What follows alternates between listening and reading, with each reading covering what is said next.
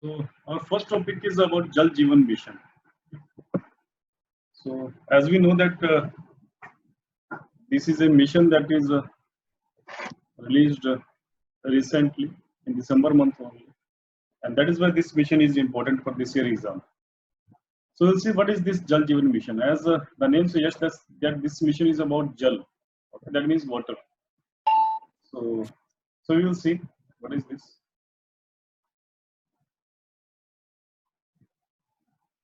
So we will see the features of this mission. It aims to provide a functional household tap connection to every rural household by 2024.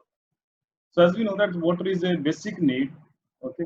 As earlier the government talked about to provide the electricity connection to each village, and her village को electricity connection provide करना, okay. That was also provided by the government by it's one of the flagship scheme. कौन सी scheme थी कि हर village को electrically connect करना? Yes.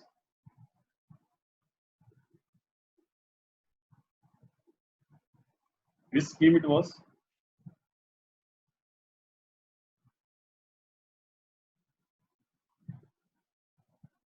I hope that you people are getting my voice. So कौन सी scheme इसमें पूरे villages को electricity provide कर रहे थे हम लोग connecting. Okay. So it was a Saubhagya scheme. Saubhagya scheme basically to provide the electricity to each household. So the Saubhagya scheme that was to provide electricity connection to each household. वो Saubhagya scheme थी. But I asked about the to connect each village with the electricity grid, and that scheme was the Deen Dayal Upadhyay Gramin Vidyutikरण Yojana.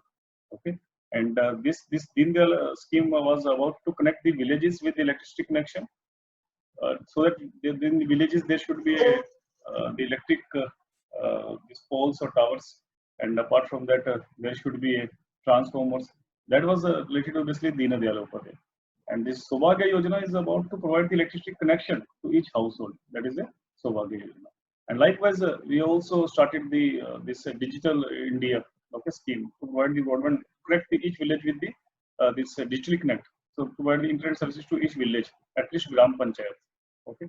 So for that we launched this Digital India.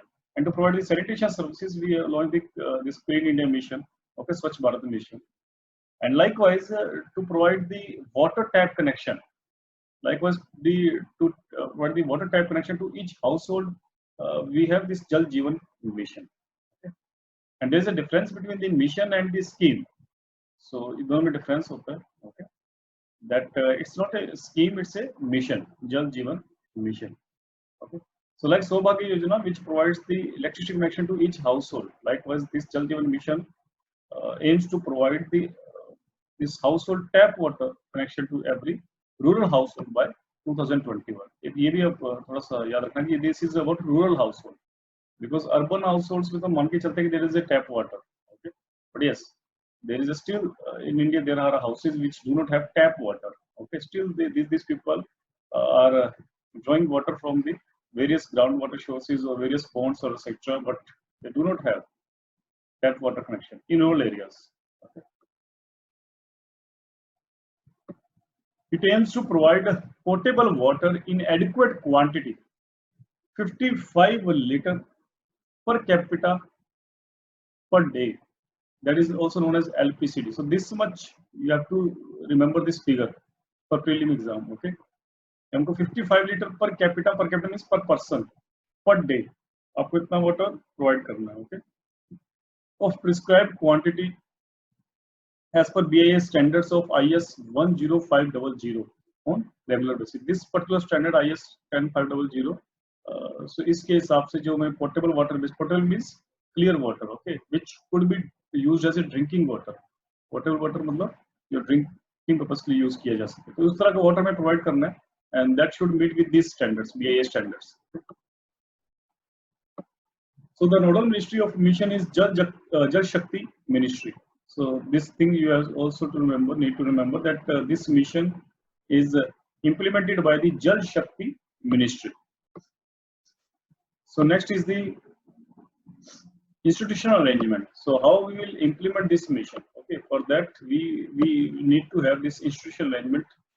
So this is institutional arrangement that at central level there would be a National Jal Jeevan Mission, and at the state level there would be a State Water and Sanitation Mission. At district level there would be District Water and Sanitation Mission, and at Panchayat level there would be Village Water Sanitation Committee or Pani Samiti at village level. Okay. So this will be the structure. So obviously, as we can see here that all levels, at all levels, central level, state level, district level, and panchayat level, all levels are coordinating with each other to implement this Jal Jeevan Mission. So yes, we can say that is example of perfect example of the cooperative federalism. And cooperative federalism, not only so I think there was issue with the this connection. Okay, so we'll start our discussion again. So we were saying this. So we were discussing about this institutional arrangement. Okay, I hope that now everybody is getting my voice. So this we were discussing about this institutional arrangement. Okay, institutional arrangement to implement this Jal Jeevan Mission. So at the central level, there is a National Jal Jeevan Mission.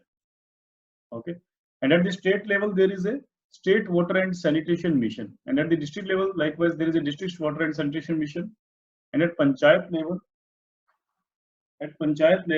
there is a Village Water Sanitation Committee or Pani Samiti at village level.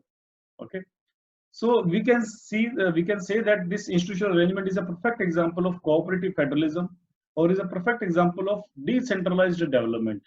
Decentralized development, because the this main implementation agency is the panchayat, okay, or the village community itself, and that is why we can say that this kind of scheme is a perfect example of cooperative federalism as well as this decentralized development.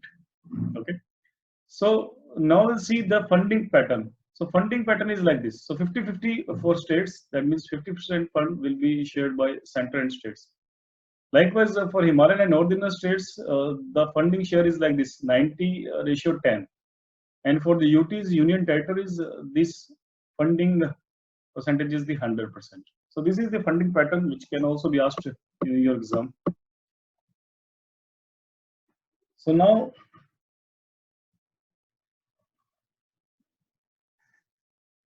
the fourth feature is about the public fund management system, that this Jal Jeevan Mission will use public fund management system, PFMS.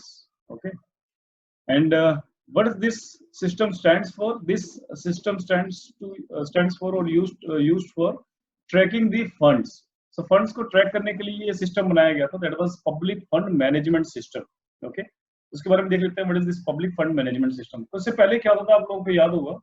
There was one statement of Rajiv Gandhi. Rajiv Gandhi ने ये बोला था that every rupee that we devolve to the state government, जो हम 1 रुपये देते हैं उसमें से around 40 or around 30 or 40% पैसा ही सिर्फ लोगों को बेनिफिशियरी रियल बेनिफिशियरी तक पहुंचता है, और बाकी जो होता है वो पैसा होता है वो there are loop holes.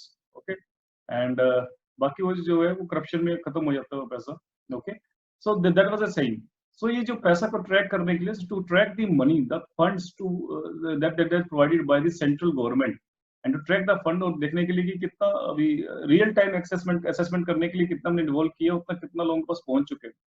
So to assess this kind of funding system, to track this kind of this funding devolution, we have created this public fund management system. Obviously this system uses electronic these instruments, like there is an online software, web based online software, which can track the real time payments. Okay, कितने लोगों को payment पहुंच चुकी है. So this system is useful for this kind of system. और public administration में जब भी हम रिफॉर्म्स के बारे में बात करते हैं, that what are the administrative reforms? In fact, the GS2 also, maybe in paper GS2 in mains examination, it can be asked that what are the administrative reforms which have been taken place recently.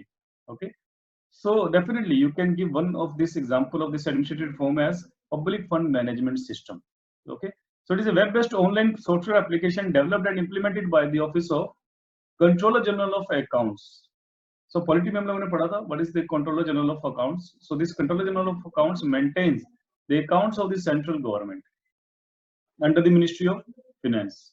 So this PFMS is managed by the Ministry of Finance under the Office of the Controller General of Accounts. So PFMS is used with the objective of tracking funds released under all plan schemes of Government of India and real-time reporting of expenditure at all levels of program implementation.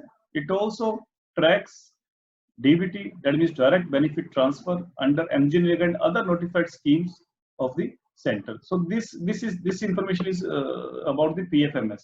So this Jal Jeevan Mission will also use this PFMS system. Okay.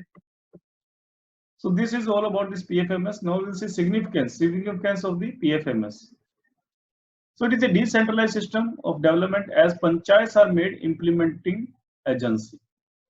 And apart from that, it assured the availability of safe drinking water in the rural areas. Okay, so that is a second benefit of this scheme.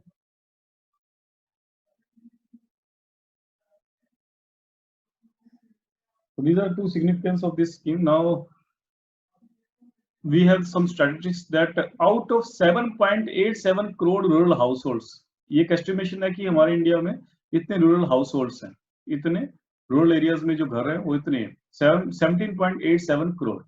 So out of these much households in the country, about 14.6 crore, that is contains about 81.67%, are yet to have household water tap connections. Okay. So इतने rural households में भी हमको tap connections देने हैं. Okay. And that is why this problem is so serious. Okay. Thanks for watching our video. Please like, share and subscribe.